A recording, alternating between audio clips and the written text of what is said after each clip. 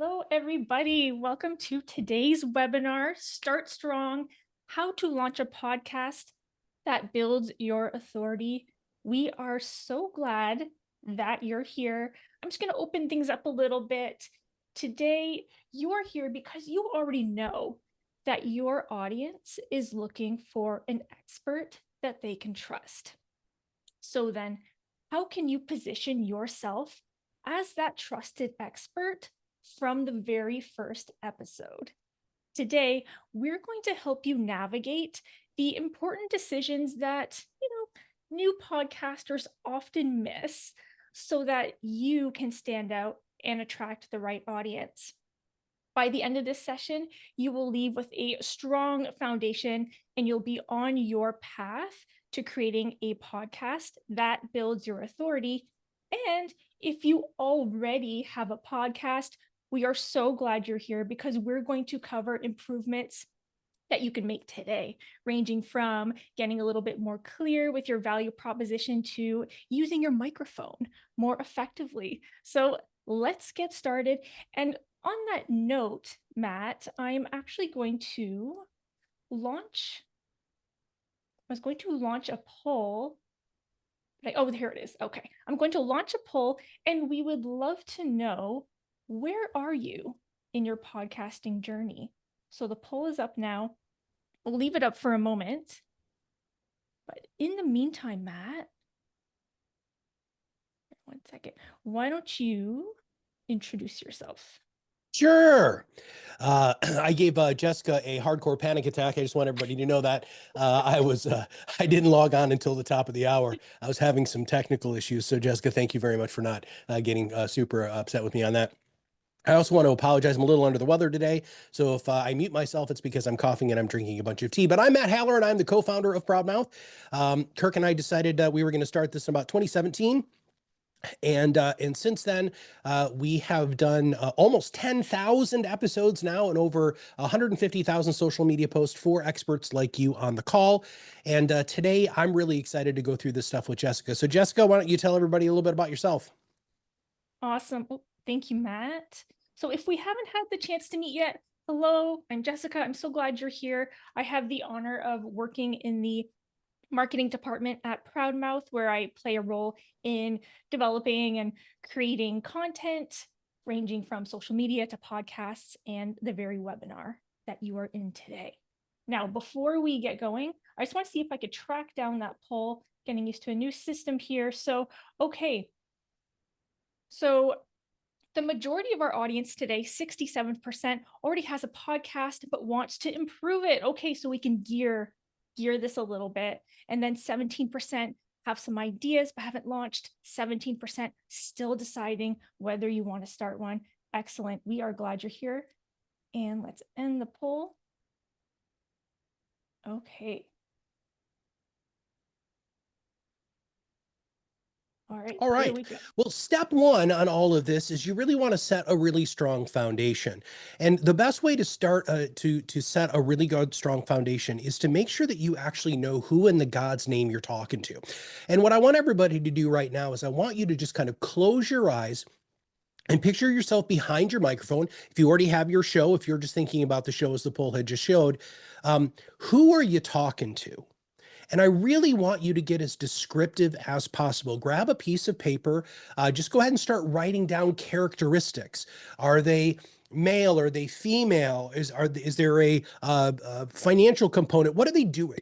Where are they watching the show or listening to the show? Are they on their Peloton? Are they on their private yacht? Are they on a hike in the woods? Are they out walking their dog?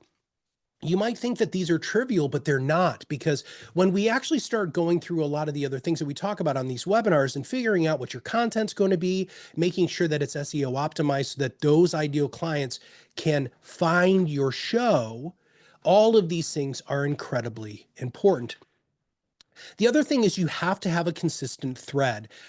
I I sound like a broken record when I say this, but being a broken record's really important. You have to be repetitive. You have to have a consistent theme and message in all of the content that you do. If you've been paying attention to what we do here at ProudMouth, it's rise above the noise and be your own loud. Stop being the best kept secret in your area. Every webinar, every piece of content, every podcast, by the way, we got a new podcast coming out. Every podcast that we're doing is all about making sure that people get to hear your expertise. And then last but not least, it's the value proposition. We've actually been doing a lot of work with this recently with our existing clients and in our Sonic Boom Pro coaching program and our Sonic Boom Launch coaching program, where we end up helping advisors and experts just like you create a value proposition. The value proposition is, why should somebody listen to your show? Now, we have used some AI tools to help with this, some Google searching, and just some really fun creative conversations. But this is the foundation. If you don't have these three things done, you are not going to have a good podcast. I'm sorry, I'm not trying to be a jerk, but you're just not. It's like you're not going to build a house on a sand foundation. You're going to build it on a strong concrete foundation. You have these three things, you nail your concept, you're good to go. Yeah, and that really sets everyone up for the next step, which is naming your podcast. How do you name it if you don't know your message or your audience? And in fact, there are some common mistakes new podcasters make with naming. Let's cover those. Oh, a name that doesn't resonate with the audience. So this could be that it's industry language they don't recommend, jargon, buzzwords, it's really vague or generic. They just don't realize it's for them. So then they're not going to click on it. Not SEO friendly. You want to use a name that adopts your audience's natural language, reflects what they search online, but doesn't appear like keyword stuffed, which can be a little bit stiff. And then the third one, oh yeah, Matt, I've heard you talk about how a podcast should stick in your mind. Because someone may find your podcast and they get distracted. They don't click on it right away. They may, can they recall the name in order to go back to it? Can they remember the name in order to introduce it to their friends? So not long, not complicated, because you could achieve these two. It could sound like something your audience would say, but it could be a whole sentence that no one is going to remember. And we have some examples to show you today featuring some of our awesome managed influence acceleration clients. Now, these categories I'm about to walk you through, I'm sure there are more out there, but sometimes when we're being creative, it helps to have some parameters that we're going off of. When anything is possible for your name, that could be really, really overwhelming. So that's what I want to help you with today, is thinking in these certain categories to see what you can come up with. The first one is mind reader. Takes those thoughts from your clients' brains and puts them right on the page. And I love this example with Nick St. George, the Unf Your Finances. So what a great way to show that you understand your audience, and in this case, really to set the tone of your podcast. So think about what do your clients say when they're speaking candidly about money? What do they mutter? In this case, this is what we're muttering. Or what is that big overarching question that they're asking and that your podcast solves? Because another way through this is to answer a question in the title, like, am I ready to retire? And that's very, very searchable, by the way. And just reflecting on the mistakes that Nick is not making in this title, it is humorous and therefore it is highly, highly memorable. So amazing job there. And then the next one is the niche call out. Okay, we have top advisor podcast. In this category, you are literally calling out to your audience and saying, this is for you. And you are using words that they would use to not only refer to themselves right now, but think about Who does your audience want to become? In this case, they may already be a top advisor or they're on their way. Either way, this is certainly the podcast that they want to be listening to. People want to act in ways in accordance to what they believe about themselves. Well, Jessica, first off, Bill Cates is in the house. Thanks, Bill, for being here. Yay. I want to highlight this one for a couple of reasons. One, because it's a great show, and we love Bill very, very much, and very grateful to have him as a mentor personally. But we get this pressure all the time. Well, there's another podcast that has the same words in it. Is that going to mess things up? And guess what? No, because Bill's podcast is the Top Advisor podcast. We ran 500 episodes of the Top Advisor marketing podcast. Right. And both of us we got a lot of downloads to the show. So the idea here is you can be pulling right upside somebody. And in fact, if you do that, rising tide can actually lift both podcasts. Yeah. That's awesome. Thank you. And then, another example here in the niche call out, red carpet retirement with Adam Scott.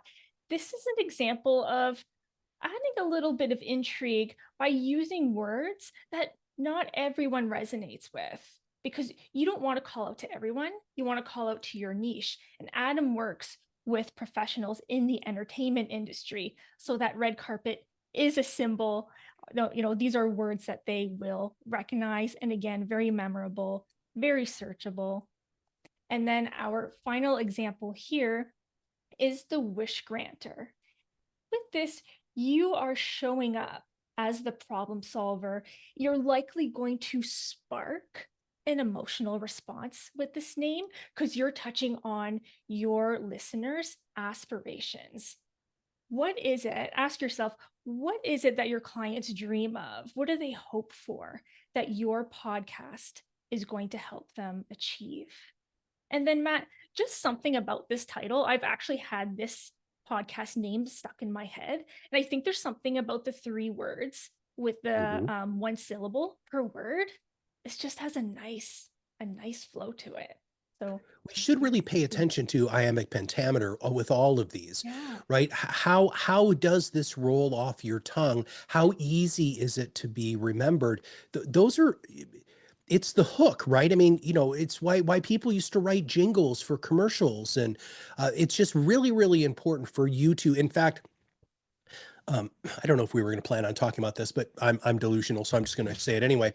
Part of the value proposition in the naming exercise that we go through in any of our systems here at ProudMouth, you're supposed to say it out loud 5 times a day. So whether that's your podcast title or your name of your show, you have to just get that, not just necessarily muscle memory, but you want to get it so that it just flows. And if it doesn't flow, and the funny thing about these two, by the way, was when they were going through the sales process with me, this was already done. Like they didn't even have a question that this was going to be their name, because this is what they say every day, all day. And I just think that that's, your podcast can't just be about another 401k or Roth conversion. It's got to be about more than wealth, right? So super catchy. That's right. Matt, I hope you're not too delirious for this, because I want your opinion on this next one. Really cool title, if you ask me, by our client, the Benefit Whisperer podcast. So I'd like to know from Matt and then from everyone in the chat, where, thinking of our categories, where would you place this one for thinking about the mind reader, niche call out, wish granter? Well, so I'm gonna. I think, okay, so Rose says niche call out. I absolutely agree with that. But I also have to say that this is a little bit of a wish granter also. And the reason why I think it is good for a wish granter is because people want to understand their benefits better. Everybody does. And that's what Ralph does. Ralph helps you understand your benefits. I like, well, Ralph's here. Hi, Ralph. Working with him through the sales process, if there is anybody who's more passionate about benefits, I've never met anybody more passionate than him. So that's the direction that I would go. So Bill Cates said a bit vague, interesting. And Rose said niche. What do you think, Jess? I think it's a combination Yeah. of a few. Maybe leaning towards the wish granter, and this can maybe even be its own category, because that whisperer really suggests, more than suggests, someone who possesses a deep knowledge. And I think that's just why I had to bring this one in, because wow, what a great way to just start off with a splash and show your expertise right away. Oh, and Ralph. I like what Ralph just said. Whisper means that I Mm, tell people the secrets about what's happening behind the curtain. I like that. So yeah. let's just pause on this because you know um, the podcast name is incredibly important. And I know that we're going to be moving to this one very quickly, but we're really setting you up for the next phase because even if your podcast name is really wildly niche focused, the description of your show really helps the search engines have this show pop up. And we're going to talk about that in just a second. Jess, am I doing a live demo with this next thing here? If you would, yes, because I Okay. would say All right. this is another mistake new All right. podcasters make is they don't check the availability of the name and they start to run with it. So All I right. will stop sharing my screen. Yep. I beat you to it. Oh, oh. All right. So the first thing that we're going to do is we're going to go ahead and Google. We're going to do a Boolean search. So Jessica, let's do the retirement whisperer. So podcast. So this is called a Boolean search. Anytime you put something in quotes, that means that what Google is going to do is Google is going to look for that exact phrase. All right. And then we're going to hit enter, see what happens. All right. So guess what? It does exist. Second wind movement. Okay. So that means that this is not available. Don't even try it. Even though what we do is we will go ahead and, well, maybe, hold on. So podcast, this is interesting. Retirement Wisdom podcast, Retirement Whisperer, Retirement Wisdom. Actually, this is strange because it says this by second wind movement. Jessica, I don't see this on Spotify or see, this is not it. This isn't, this is not. Yeah, I Boy, wonder this if is a there's conundrum. I wasn't expecting this to yield so much fun stuff to talk about. I know, Look, because I see it the on benefit Facebook. whisperer. Holy crap. Ralph showed up. Good job, Ralph. Your SEO's killing it. Yeah, it So looks like the retirement whisperers on Facebook. So maybe they're just posting videos to well, let's Facebook. see what happens. No, I don't. Let's see. Retirement insiders. So that's really fascinating. This is actually, you Yeah. guys, this is like, this has never happened to me, where it says that there's a podcast. Okay, so then what we're going to do, we're just going to go to Spotify. So we're going to go to Spotify and do the retirement. Oh, come on. No. What are you doing? I wanted to go to Spotify, darn it. There we go. All right, so the retirement whisperer.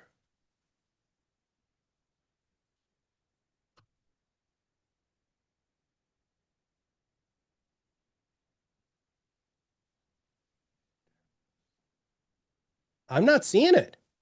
Hmm. Okay, so this is even better. So now what we're seeing here is now we have to double check ourselves. And so what we want to do is we're going to go to the uspto.gov and we're going to do a simple search during a general search to see if the retirement whisperer, which we're going to know that it is actually because there's a book. But this is the second thing that you're going to do. Oh my goodness gracious, it says no. Did I spell it wrong? Whisperer. No, it looks good. So ding, ding, ding, ding, ding. Hey, if anybody hasn't, it's Bill Gates says the retirementwhisperer.com is available. Listen, somebody needs to buy that crap right now Let's make it. because that's a really, really good one. But so anyway, this is what we do on the back end here at ProudMouth to make sure that your keysters are covered. We do a simple Boolean search. We'll check the players, and then we'll also go ahead and Jessica, I like totally pulled that name out of nowhere. I guess my delusionary brain is actually functioning well. But anyway, It please make is. sure that you do that because the last thing that we want you to do is to get really far down the road if you're doing this yourself or you're using another company who doesn't follow these steps, and then you have to start over again. And getting a cease and desist is a really bummer thing to have happen. Matt, question. What if you're searching for a podcast name and it isn't already the name of a podcast, but it is the name of a book? Great question. So in uspto.gov, it will say, is it for educational purposes? If it's for educational purposes, they really do have the mark and they can tell you to cease and desist because they've already marked it for education. Podcasts are considered education unless you could argue that it's for entertainment purposes, which your compliance department isn't going to allow that anyway. So that's a stretch. That's a great stretch. question. Okay, thanks so much for that, Matt. Now we're on to the podcast description. So this is the description that appears everywhere your podcast is published on, the podcast syndication platforms like Spotify that we were just on, YouTube, your website. It should work with your podcast name and your cover art to compel the right listeners to click on your episode. But there are some common issues that people fall into with writing descriptions. And sorry, this one gets me the most, but just kind of starting in a boring way. For example, welcome to, the Retirement Whisperer podcast. Okay.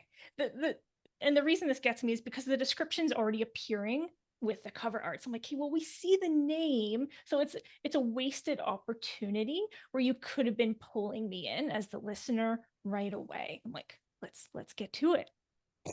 Unclear audience. Now you might have the most overt niche call out name, but now it's time for your description to build on that name. Talk about who the audience is, not only who they are, but what stage are they in their lives and careers. And what happens, Matt, if say I'm the possible listener, I see my name like on the cover art and in the name, but then not in the description. I start to wonder, I'm like, wait, is this for me? That disconnect just causes confusion, and often confused people will move on because there are other choices. That's the thing. Okay, not answering what's in it for me. This is an educational podcast. People are here because they have problems to solve. So how is your podcast doing that? And then another issue, not capturing the questions that people are typing into Google, not speaking in the way that your audience actually speaks. So again, it's going to be something they don't resonate with. No host credibility. Oh, we all know that there are the finfluencers out there. So how can you be clear and distinguish yourself from them? Because yes, you are a content creator the second you start a podcast, but you're also a financial advisor. You're a professional. It's so important to help people to realize that you are the credible source of information, and you can do that, weave that in without making it sound like a resume. Easy things to do are, what are your designations, your credentials? How many years have you been operating? And then other things like if you've happened to write a book, put the name of that book in. If you're known as that niche's go-to in your area, say it in the description. Help your audience to know that this is a credible source for them. And then the last one is just not giving that final invitation, that immediacy to, hey, tune in now. And what I want to show you is a description that, it could use our help. There are some mistakes in this, and I'd love all of your help with spotting the mistakes. Matt, do you have the list? Can you put those in the chat of the I can. Yes, I have those right here that are present here? Yep, here we go. Okay. It's in the chat. So just answer with numbers, everybody. Just take a look at this and answer 1, 2, 3, 4, 5, 6. What do you think, Matt? Is anything jumping out to you here? So I do have to say that it's very clear who Jane is trying to address, which were, veterinarians. That I think that's fantastic. So I think that's a positive. Mhm. I mean, I don't really, I'm not going to go ahead and tear this apart. I mean, it looks like Rose is already doing that. And so yeah, look at this 135, 1356. Good. Yes, absolutely. Yeah. Um, Boring. I think what a lot of people need to understand when it comes to podcasting and content creation, period, is use all of the real estate you have. And there's just so much missing from this that could give you so much more bang for your buck that, oh, that's funny. Um, it's I'm sorry. The chat's cracking me up here with Ralph. So just understand it. If you've got 500 words, use 500 words, right? Because it's giving you that space for a very specific algorithmic reason. That's very, very, very important. So if I was going to choose any of these, I'm always going to lean on the CTA. Listen, if I'm going to give you 30 minutes of my time and I'm a veterinarian, tell me it's okay for you to ask me to do something, right? Yes, tune in each week. Yeah, blah, blah, blah. That's assumed. And I will tune in if it's a good show. But you know what? Tell me where your website is, or if I can connect with you on LinkedIn, or just utilize this real estate a little bit more effectively. What do you think, Jess? Yeah, I would say I'm agreeing with the chat here. Overall, it's very, very vague. I do know that it's for a vet who is in the stage where they have a practice. Okay. But then looking to improve, like what exactly do I want to improve about my practice? It could be so much more descriptive and specific there. And I like Ralph's point in the chat where he's asking veteran or veterinarian. That's interesting. Is it enough to say running a veterinary practice and then drop it to vet, or should we be maybe saying veterinarian throughout so there's no confusion there? Those are all, that is another good point to consider. Okay, now let's look at an improved version. I'm not saying, hey, let's go like publish this right now, but it is a step up. So, what's working well here in that first sentence? It's speaking directly to the audience and to a challenge that they're having. Where remember in the other one, it started off about like, we will talk about this. Here it's like, you knew running, this is more of like a mind reading approach that's speaking to their pain right away. And then I'd say the audience, was kind of clear in the other one, but here it's more clear about what we want to help them gain with this podcast. And then that's elaborated on down here, getting out of debt faster, growing the practice. And when I was working on this, I looked through Reddit and did different searches just to see how do vets talk about these issues? How do they word the issue of getting out of debt? Just to help with search intent and to help it click with people. Hmm. And then the call to action, tune in now, just encourages that immediacy. Don't come back later. Tune in now. Oh, and don't let me forget the credentials, the Yeah. credentialization here. Okay, this host is a CFP. That is a big deal. This person knows what she's talking about, over 10 years of experience working with vets. And then, of course, if Jane had more, written a book known as the go-to, we would certainly add that in. Any closing thoughts on this, Matt, or anyone in the chat? So let's see. What is it? Yeah, Rose says way better. I wholeheartedly agree. I think we're about 90% there, and we could continue to make tweaks. But I think the best thing to do is you need to test stuff and see if this is working, and then maybe do some other word choices Yeah. and see if you're just getting found in searches or in AI searches too, which I think is a huge thing that we're not going to talk about today, but are probably going to talk about in future webinars, just so everybody knows, because people aren't just asking Google anymore, they're asking Gemini. Gemini is a different large language model, and you need to be showing up as resources there, and there are some really great techniques for that too. All right, where are we going from here, Jess? Excellent. Next, Yay, we are cover designing art. the cover art. Okay. Human faces. I know it's scary for some people to put themselves out there, not only on the podcast and in video on the podcast, but then on the cover art itself. I do encourage you to consider it because people connect with human faces. That is just how we are wired. And it's a great way to evoke trust right away, show that you're approachable. And of course, you could use a headshot. We saw some good examples of that already. But I do like the option of the full body shot, and that's why I wanted to show this one with Darren and Samantha, because when you're working with your full body, there are just more cues and signals that you can give to show, to set the tone for your podcast. So, for example, look at Darren's shoes. I don't know what brand those are, but they're cool. They're casual. He has the jeans on. Pardon me. And then, sorry, I'm just gonna take a drink. Yeah, and as you're saying that, look at there's a level of quiet confidence, but comfort at the same time. Yes. There's so much coming through on these. They're smiling. They're not forced smiles. They look like that's what they smile like every day.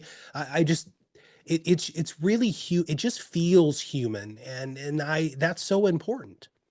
Yes, yes. And the open body language, the arms are crossed, but they are low. So many things going well here. And an idea to be a little more maybe efficient, economical with this photo shoot is if you're going to be updating your website and doing a photo shoot for your site, have your podcast in mind Yeah. as you're working with the photographer. Or if you've recently taken some photos from your site already, could some of those work on where you can put them on your cover art and remove the background, like what's been done here? Another option, okay, stock images. This is an inexpensive option, but there's the question of you could use a stock image, but should you? And I would say maybe. Stock images can be, they can be generic. We've all seen the ones with the couple on the beach where they are so cliche that we just reflexively avoid them. But when done well like this with David's podcast, a, a stock image can really complement your podcast name and it can show that you understand your audience. And just look at this with the Unleash Your Retirement. We have this dog running free. There's a lot of symbolism there of happiness. This could also suggest time on the beach without that being in that generic stock image. Time on the beach, being in nature is perhaps what unleashing retirement looks like for these listeners. So I think this stock image is doing a lot of good work here. And I'm a dog lover, but I'm sure in a lot of people, this sparks an emotional reaction that you're not going to get with a lighthouse. What do you think, Matt? Ah, dogs. I mean, come I on. know. I know you and I are huge dog fans, but let's say you're a big cat fan, or what it just really needs to be aligned with the time. Unleash your retirement. Yeah. What else are you gonna do, man? You're gonna have a freaking dog. But what would be really great is if this was David's dog. And I don't know, I don't remember the origin behind all of this, but that would be even better. Maybe he does have a golden retriever, or maybe he has a lab. I think that's a golden retriever. And so, whatever, it just, you want it to make people pause. Like if we went back, which I don't want you to scroll all the way back to the unf your finances, you're going to stop on that cover art, man. Right. You're going to see Nick's kind of quizzical look on his face with, the funny, bar censorship over his mouth. I mean, that's the sort of stuff, guys, this is clickbait. And I'm not saying that in a negative way. It's to get people's attention. This is what good marketing does. It stops people in their tracks. And for the right reasons. Yeah. Yes. Absolutely love it. Okay. And then there's unexpected colors. And I do have an example for this. I just want to say that even if your branding uses the more classic advisor colors like blue or green, there are options to bring, to use a less conventional color palette that still exudes authority while really popping out and catching people's attention. And one way to do that is to use complementary colors. You'll probably know those are colors that are positioned opposite to each other on the color wheel. And when put together, there's a lot of contrast. And so you could use them together evenly, but if that's a little bit clashy, you can make one of them the dominant color and then one of them the accent color. So for example, there's one here, teal and coral, that are complementary colors. And in Abby Henderson's podcast, she uses the teal as an accent color, and then that orange as more of the dominant color. And the effect is really, pardon me, very, very energizing because you have those warm colors.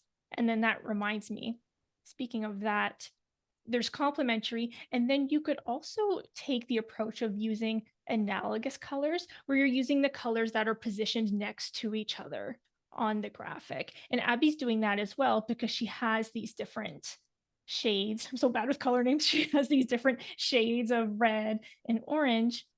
And if you want to stick with blue, because maybe you have this particular blue in your branding already, you can bring in teal and bring in green, and then you're still standing out while being cohesive.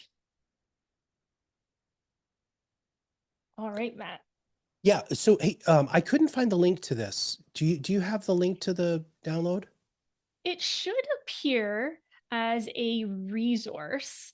I'm a little concerned because I don't see it on the panel, but I will certainly be sending out the PDF in the Okay, that would be fantastic. I appreciate that, everybody. All right, so we have a pretty standard format here. Really, it's a philosophical format. It's not something that's hard and fast. And so we've changed our onboarding process here, which I'm very, very happy that we have, because I think we just really get everybody launched so much more successfully when you become a part of our managed influence acceleration services. And so Tash, who's our new director of client service, and I actually hold 2 coaching calls with each of our clients. The first one is to create the value prop and to help them come up with the name of the show. And then the second one is planning their first 12 episodes, because we know that if you get behind the microphone and you know what 6 to 12 months of your content's going to be, your confidence is way up here. And then you can make reference to it so that you can preview your thought leadership and all of that. And so the first 3 episodes are going to be your origin story. That's just the reality of what we want. Sometimes that can be 1 episode. Sometimes that can be 3. We do like it to be at least 2, because 1, it should be your story about why you do what you do. And then the second one should be really, what do you do, right? So why do you do what you do? What do you do? And then idealistically, it would be, really, who do you do it for? And so that's really what the first 3 are going to be. The next 4, or I'm sorry, 4 through 6 is going to be, what are the top 3 to 5 questions that you get asked by prospects, clients, and centers of influence? These are great episodes. People love to click on episodes that say the top 5 questions I hear from prospective clients, or the 5 most difficult questions I have to answer daily, right? That's just great content. So those are going to be your first 6 episodes. Your 7th episode through your 9th is going to be in this, again, is very general. So please understand the 3 phases of retirement, which would be accumulation phase, pre-retirement, and retirement. And so what great foundational stuff for you to use. And then episodes 10 through 12 is when you're going to actually interview centers of influence. But I want to reframe this. And Jessica, I don't think we've really done this on a webinar before. So I want to take a moment just to reflect. When you're creating your first 12 episodes, I don't want you to just think about them as episodes. I want you to think about it as a show, and how can you utilize the content that you're going to be creating in all aspects of your practice. So let's go back to the first 3 episodes, right? Your first 3 episodes are going to be, your origin story. Well, if you have a prospect coming in, shouldn't you send them the episode telling them who you are? And then maybe you send them episode number 4, which is, here are the questions that most of you ask me before you come in and set your first meeting. That way, when you're sitting down with a new prospect, You don't talk about yourself for 45 minutes. They've already listened. So what they do is they get to talk about themselves, and you get to be the most different financial advisor in the whole wide world, where it's not going to be this dog and pony PowerPoint presentation about how smart and great you are. They got to consume that in their own quiet time, and they opted into it. Anything that you do, all of your podcasts, every piece of your content, you need to see the broad applicability of what you're creating and how you can use it in other places. Excellent. And I will send this PDF out with the replay so that you all have it. Okay. Thank you. Thank you. All right.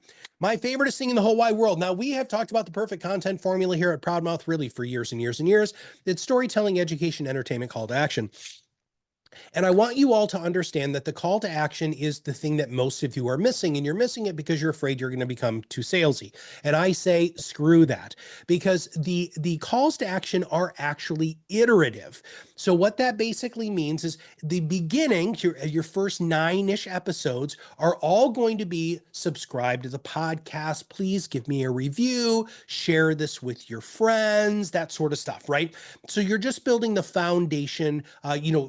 The people who are going to listen to your show at the beginning are going to be your existing clients and your existing relationships, right? And so this is how you start building and getting the word out.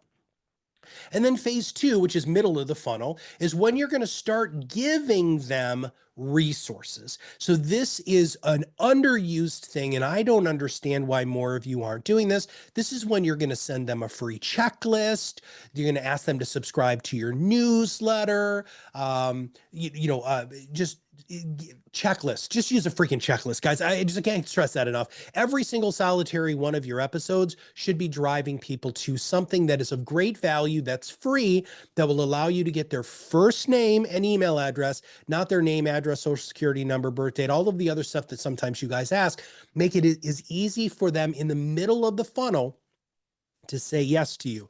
Now, after you have a crap ton of episodes in the can, you have created so many shows that it's just second nature to you. Go for the business. Go for the business. Book the discovery call. Come to a webinar or seminar.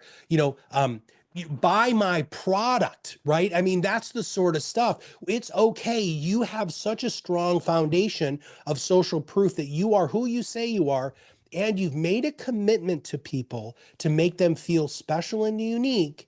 It's okay to ask them for the business. Absolutely. And then with that, the bottom of the funnel type of episode topics tend to be more around case studies, demonstration of your services and expertise. So it really does flow naturally, Matt, into that book the discovery call to action, because you want your calls to action to feel like a natural progression, like a natural next step for the listener, not like you just like tacked it on to meet a goal. Matt, we have 2 really good questions in the Q&A here. I think now might be a good time to answer them. The first one is, how long is an effective podcast? So this is an interesting question because the numbers have actually creeped up a little bit. It used to be 27 minutes. All data had shown that you lose about 75% of your listeners at 27 minutes. Now it's actually like 35.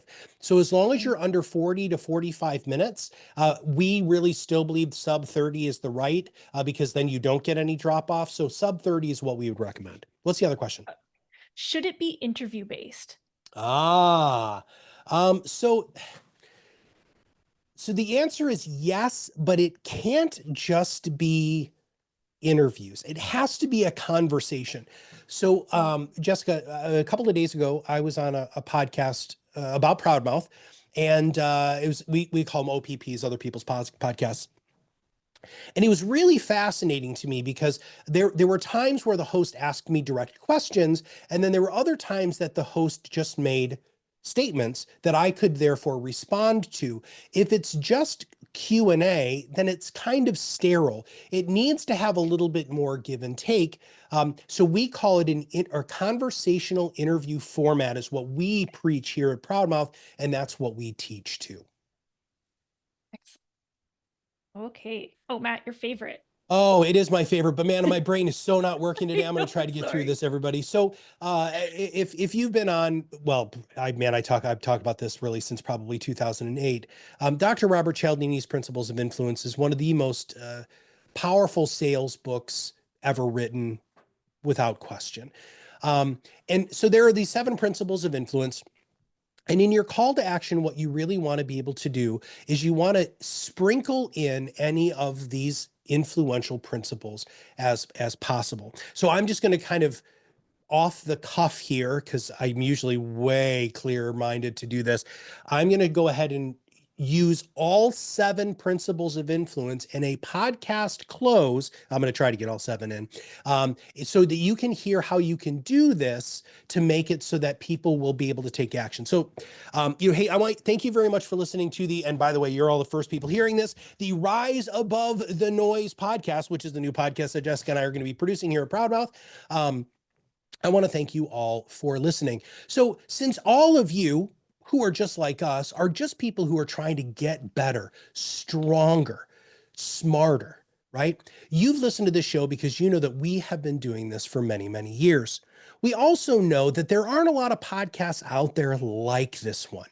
So, what we would like for you to do is to share this with other business owners and experts just like you, so that we can help them get so much better. Because here's the deal. This show is going to be coming out every single solitary week, and we want to make sure that you are going to be the first people to hear it. So thank you very much. And this is Matt Halloran, and we'll see you on the other side of the mic very soon. So I literally just hit, I think, on every single solitary one of those. Reciprocity, I asked for you to share this with other people. Consistently, I said that we're going to be out every week. Social proof that we've done this over and over again. Likability, you just kind of have to like me. That's just the way that it is. Authority, that we've been doing this for a long time. Scarcity is there are not a lot of podcasts like this. And unity, we need to do this together.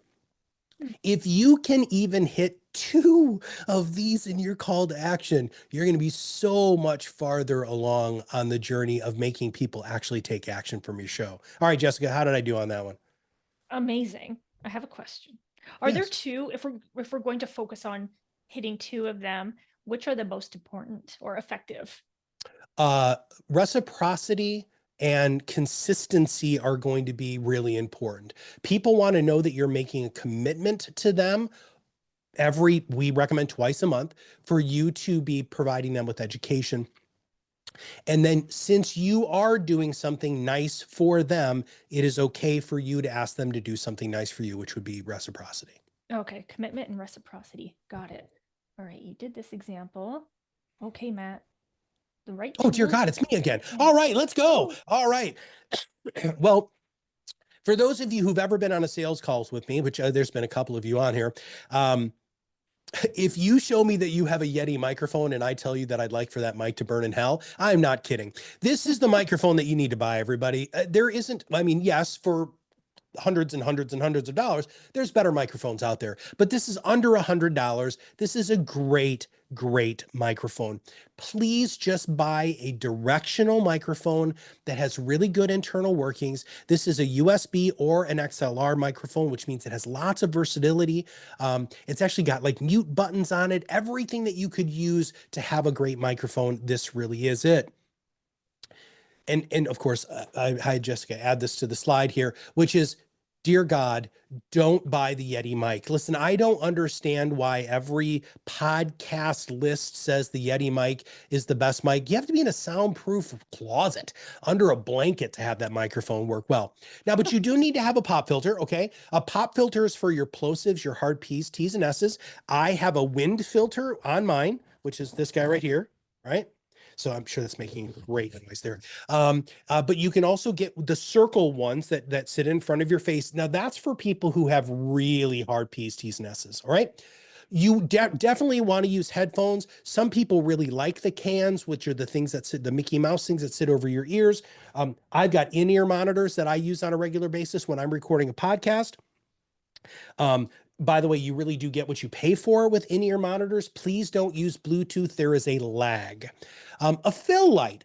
So Jessica and I both have a substantial issue when it comes to lighting because we both wear glasses. And if I just raise my hat and look up, you guys can see, I mean, you can't even see my eyes. Of course, if I was talking to you like this, I'd look like ridiculous. So I have indirect lighting that is bouncing all over my room to try to make it so that, and you can even see here, I still have some shadow issues that I still have not been able to fix. So this is really, really important to have really good balanced lighting. Camera. You can use your webcam as long as it's 1080p or higher, right? If you have an old laptop, don't do it. Buy a 4K webcam. Please do. It's fantastic. They're very, very inexpensive.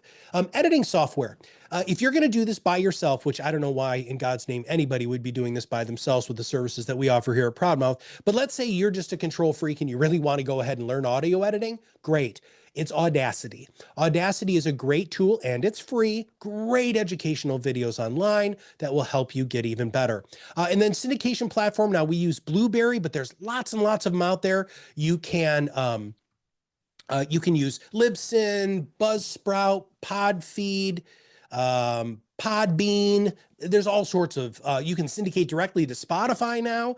And you also have to make sure that you're putting your podcast on YouTube. All right, Jess, we're running close on time here. So I think I was a little too verbose. What am I missing? No, you're great. Ralph is wondering, what's your opinion of the Shure 55? The Shure 55? I have to look that one up. Oh, well, it's a Shure microphone, and I think, Ralph, you know this. I love Shure microphones. I mean, this is a SM7B. I've used the 58 for years.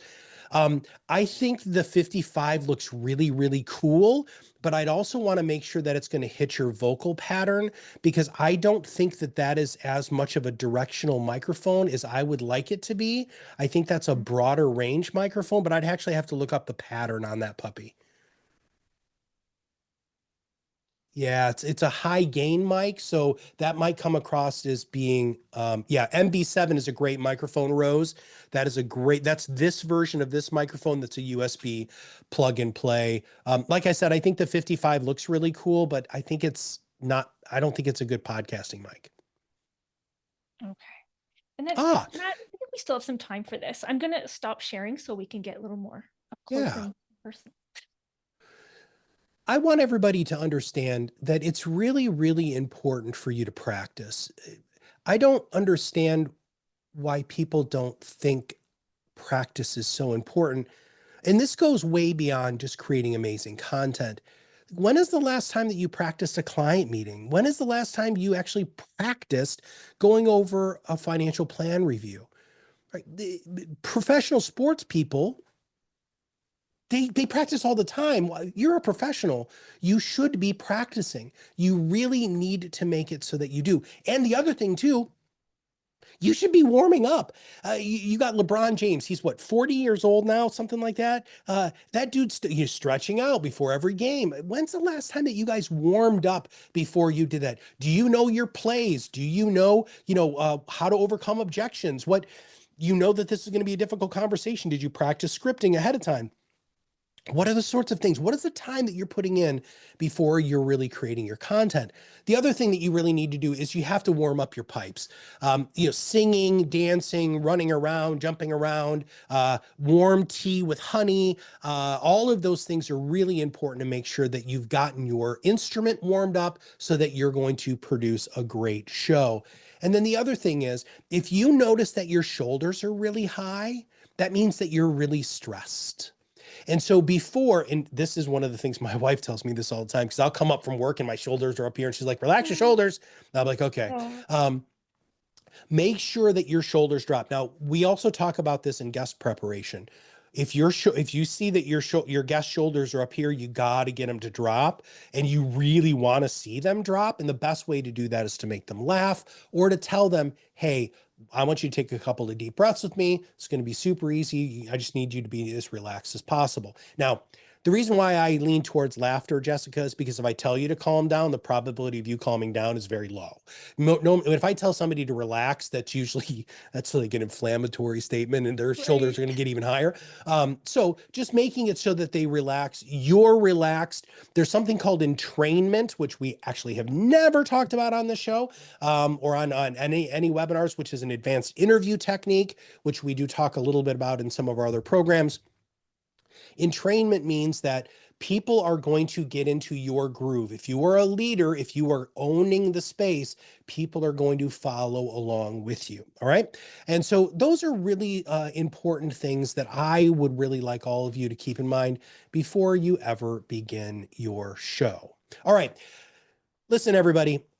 If you're not using us yet, there's lots of different ways that you can go ahead and use us. You can actually hire us to do all of this stuff for you in our Managed Influence Acceleration service, where we do everything, all of the cover art, the podcast name, the description, all of the post-production, episode planning, support. We have professional producers on every show. The Managed Influence Acceleration service is our premium service. It's what I sell and we talk about every single solitary day. We have capacity right now to be able to bring in more clients. We generally only bring about 5 new clients on a month because of our high touch, high service component. And so it is something that you would want to get your appointment scheduled soon if this is something that you're interested in. And even if you're not interested in the Managed Influence Acceleration service and you just want to talk about your show, your concept of your show, maybe you're not ready to go ahead and take this deep dive, you want to just kind of dip your toe in the water, just schedule a free strategy session with me. I love doing this. There are some times where, yes, you're going to go ahead and buy, like most other advisors like you do, but then there's going to be other times where I told this person last week, Jessica, listen, you don't need me, right? You're on a totally different track. They wanted to do something very, very different. Could we have helped? Absolutely. But they were going to spend their marketing budget on something else.